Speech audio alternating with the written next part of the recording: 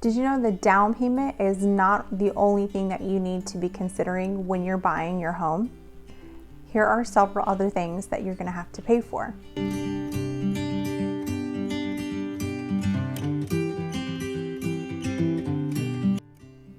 Besides down payment, you're going to have to pay for earnest money deposit.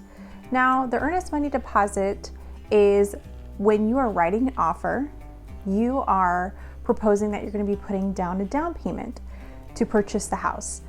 This looks about 1 to 3% of the purchase price.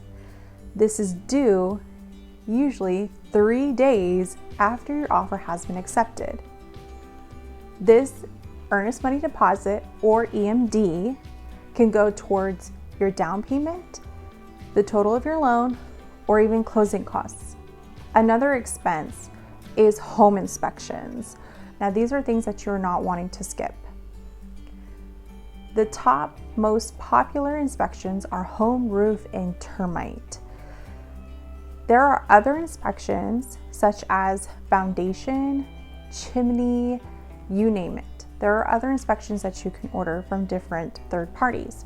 Depending on the size of your house, each inspection can cost $300 to $800 each. These inspections are also not refundable. The next cost is appraisals. Appraisals can vary depending on the home size again. It can range from $400 to $1,000. This is either paid upfront or it could be tied into your closing costs. This is a question you need to ask your lender when you're going through your pre-approvals process. The next thing that everyone forgets is closing costs. Whether you're putting 3.5% down, 5% down, 15, 20, 0, closing costs are always required and expected on a purchase. These cover escrow, title, and lending services. You can expect these to be ranging from 2 to 5%. A good rule of thumb in regards to saving that covers your down payment, your EMD, your inspections, appraisers, and your closing cost is 6.5%.